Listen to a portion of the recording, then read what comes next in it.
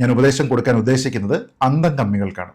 ശ്രദ്ധിക്കണം, സാധാരണ കമ്മ്യൂണിസ്റ്റുകാർക്കല്ല, മറിച്ച് അന്തം കമ്മികൾക്കാണ് എന്റെ ഉപദേശം. ഇത് എന്നെ ഉദ്ദേശാണ്, എന്നെ തന്നെ ഉദ്ദേശാണ്, എന്നെ മാത്രം ഉദ്ദേശാണ്. നമ്മുടെ മുഖ്യമന്ത്രിയായിരുന്ന ശ്രീ പിണറായി വിജയന്റെ മകൾ വീണ ടിയുടെ കമ്പനിയുടെ ബാഡ് ട്രാൻസാക്ഷനുമായി ബന്ധപ്പെട്ട് ED അവരുടെ വീട് റെയ്ഡ് ചെയ്തു. എന്നാലും എന്റെ താങ്ങും തണലും കള്ളം.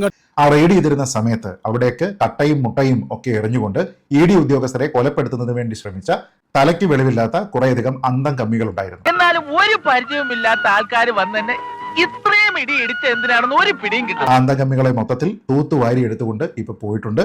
എല്ലാത്തിനെയും കിട്ടിയിട്ടില്ല, കുറെ എണ്ണത്തിനെ കിട്ടിയിട്ടുണ്ട്. അവന്റെയൊക്കെ കാര്യം കട്ടപ്പുകയാണ് എന്ന് മാത്രമേ പറയാൻ കഴിയൂ. Welcome home. എന്താടാ പോയോ? ആര്? എന്നെ അടിച്ചവൻ അവിടെ നിക്കണ്. പോകുമ്പോ ഒന്ന് പറഞ്ഞേക്കണം.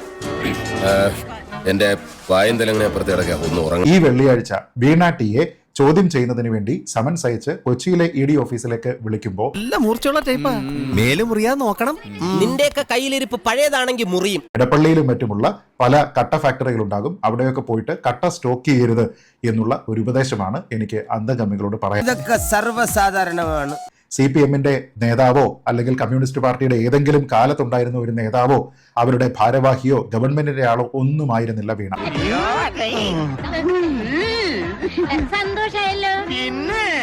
മുഖ്യമന്ത്രിയായിരുന്ന പിണറായി വിജയന്റെ മകൾ എന്നുള്ളത് മാത്രമായിരുന്നു പാർട്ടിയുമായിട്ട് അവർക്കുള്ള ബന്ധം. നിയമം നിയമത്തിന്റെ വഴിക്ക് പോവട്ടെ എന്ന് പിണറായി പറഞ്ഞപ്പോൾ ഞെട്ടിപ്പോയത് കോടിയേരിയും കോടിയേരിയെ സ്നേഹിക്കുന്നവരുമായിരുന്നു. 1 വർഷത്തോളമാണ് ബിനീഷ് കോടിയേരി ജയിലിൽ കിടന്നത്. നിനക്കിതൊക്കെ എങ്ങനെയാ സാധിക്കുന്നത്? എന്നിട്ടും അവരുടേതും അവരുടെ കമ്പനിയുടേതുമായിട്ടുള്ള ട്രാൻസാക്ഷൻസ്, കോൺട്രാക്ട്, ഈ കാര്യങ്ങളെക്കുറിച്ച് ഇവരെന്തോ പഠിച്ച് സർട്ടിഫിക്കറ്റ് കൊടുക്കുന്നത് പോലെ ഒരാവശ്യവുമില്ലാതെ അനാവശ്യമായി ഗോൾ അടിക്കാൻ നോക്കി പരാജയപ്പെട്ട പ്രസ്ഥാനമാണ് CPM.